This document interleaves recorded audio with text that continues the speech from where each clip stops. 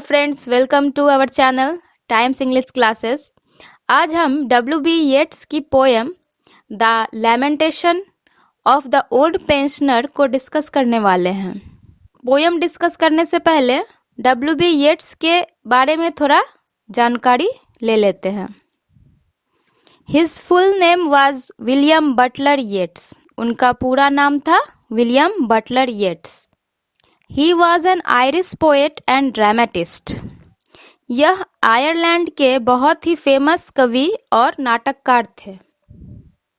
He is considered as one of the greatest poets of the English language. He received Nobel Prize in the year 1923. इन्हें अंग्रेजी भाषा के बहुत ही महान कवि माना जाता है। इन्हें 1923 में नोबेल प्राइज भी मिला था।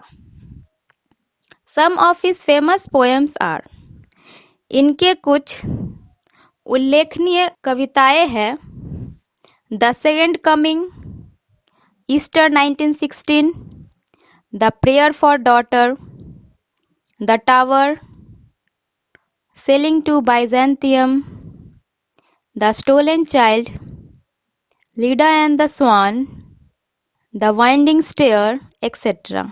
और भी कविताएं हैं। Some of his plays are, इनके कुछ नाटक के नाम हैं At the Hawkswell, The Dreaming of the Bones, The Words Upon Window Pane, The Only Jealousy of Emer, Calvary, The Countess Kathleen, etc. और भी नाटक इन्होंने लिखे हैं। The Lamentation of the Old Pensioner is a revised version of Yeats' earlier poem, The Old Pensioner. कहने का अर्थ ये है, W.B. येट्स ने पहले ही द ओल्ड पेंशनर पोयम लिखी थी, जिसमें से उन्होंने कुछ शायद चेंजिंग की होगी, जिसके कारण से उनकी यह कविता फिर से रिवाइज्ड करके लिखी गई हो, यानी कि उसमें कुछ बदलाव लाकर लिखी गई थी। The poem presents the poet's reminiscence of his young life, which become more agonizing when he looks at his present state and contrasts his time of youth with his state in the old age. तो ये जो कविता है लैमेंटेशन of the old pensioner, कवि के जीवन का युवा अवस्था का स्मरण है, जो अधिक तड़पाने वाला बन जाता है जब वह अपने वर्तमान दशा की तुलना युवा अवस्था की दशा तथा वृद्ध अवस्था से करता है। तो फ्रेंड्स, चलिए अब हम पोएम को लाइन बाय लाइन डिस्कस करेंगे। The lamentation of the old pensioner, मतलब लैमेंटेशन का मतलब होता है विलाप। ओल्ड का मतलब सभी को पता है, जैसे कि बूढ़ा। पेंशनर का मतलब पेंशन प्राप्त करने वाला, अर्थात एक बूढ़े पेंशन प्राप्त करने वाले की विलाप। Although I shelter from the rain under a broken tree, हालांकि मैं बारिश से बचने के लिए एक टूटा हुआ पेड़ के नीचे आश्रय लेता हूँ। यानी कि कवि इन लाइन के माध्यम से अपने वृद्ध अवस्था का वर्णन कर रहे हैं। मतलब कवि के कहने का अर्थ है, मैं अब एक वृद्ध शरीर को लेकर जी रहा हूँ। इन लाइन में ब्रोकन ट्री से कवि अपने बूढ़े शरीर को संबोधित कर रहे हैं। My chair was nearest to the fire, मेरी कुर्सी आग के बिल्कुल नजदीक होती थी। यहाँ फायर से कवि अपनी युवा अवस्था का बोध करा रहे हैं। जैसे कि हम सभी को पता है कि जब शरीर अपनी युवा अवस्था में रहता है तो शरीर में जोश, मनोबल या कुछ कर जाने की इच्छा होती है। कवि यह भी कहना चाह रहे हैं कि जब वे युवा थे तब वे बिल्कुल आग के पास बैठा करते थे। कहाँ? In every company. In every company से यहाँ कवि अपने दोस्तों, सहकर्मी या परिवार को संबोधित कर रहे हैं। दैट टॉक्ड ऑफ लव और पॉलिटिक्स, यानी कि मेरी कुर्सी उन जगहों पर बिल्कुल नजदीक या फिर सामने होती थी जहां प्यार और राजनीति की बातें होती थी। एर टाइम ट्रांसफिगर्ड मी। एर मीन्स बिफोर, मतलब पहले। ट्रांसफिगर्ड मतलब चेंज होना, रूप बदल देना। यानी कि ये सब घटना जब समय ने मेरे रूप को नहीं बदला था तब की है। तो इस पैराग्राफ के माध्यम से यह भी कवि कहना चाह रहे हैं कि जब मैं युवा था तब मैं अपने मित्रों और परिवार के बीच बहुत खुश रहता था।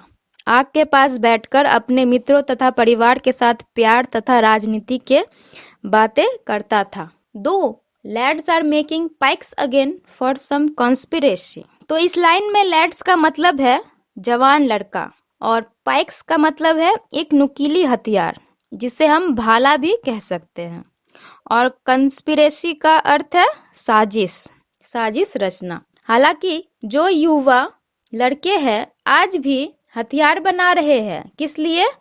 कुछ साजिश रचने के लिए। And crazy rascals rage their fill at human tyranny. Crazy rascals का अर्थ है यहाँ पे सरफिरे बदमाश या फिर बुरे स्वभाव के लोग। रेज का अर्थ है क्रोध और टायरनी का मतलब हुआ अत्याचार करना, जुल्म करना। तो कहने का मतलब है कि ये जो कुछ सरफिरे युवा लड़के हैं अपने क्रोध से मानव जाति पर अत्याचार कर रहे हैं, कुछ संदिग्ध गतिविधियों को अंजाम दे रहे हैं। My contemplations are of time that has transfigured me. Contemplations का मतलब होता है ध्यान।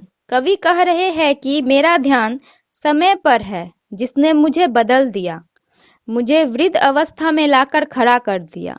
तो फ्रेंड्स, इस पैराग्राफ के माध्यम से कवि कह रहे हैं कि मेरी वृद्ध अवस्था के कारण मैं उन युवाओं को रोक नहीं पा रहा हूँ जो समाज के विनाशकारी कामों में लगे हुए हैं। कवि इन सब के कारण समय को कोस रहे हैं, समय को दोषी ठहरा रहे हैं। There's not a woman turns her face upon a broken tree. आज मेरी ऐसी अवस्था है कि कोई महिला भी मुझे मुड़कर नहीं देखती। अपॉन ए ब्रोकन ट्री से कवि अपनी वृद्ध शरीर को बता रहे हैं जिसके कारण कोई उनके पास नहीं आता, न कोई उनका ख्याल रखता है, न बात करता है। वह दुखी हृदय से समय व्यतीत कर रहे हैं। And yet the beauties that I loved are in my memory. अभी तक आज भी मेरे हृदय में सुंदरता के प्रति प्रेम है, उन बीते दिनों के प्रति गहरा आकर्षण है। यहाँ हम यह भी कह सकते हैं कि कवि जब युवा थे तब किसी महिला से वो प्रेम करते थे और उनकी हृदय में आज भी उनकी स्मृति है। आई spit into the face of time that has transfigured me. Spit का मतलब थूकना। कवि कह रहे हैं मैं थूकता हूँ समय पे जिसने मुझे वृद्ध अवस्था में बदल दिया। वीडियो को अंत तक देखने के लिए थैंक्स फ्रेंड्स। आगे मैं ऐसे ही आपको और भी पोएम्स को हिंदी में आसानी से डिस्क्राइब करती रहूंगी। हमारे चैनल को सब्सक्राइब जरूर करें और लाल घंटी को दबाना ना भूलें ताकि हमारा वीडियो सबसे पहले आप तक पहुंचे। Thank you.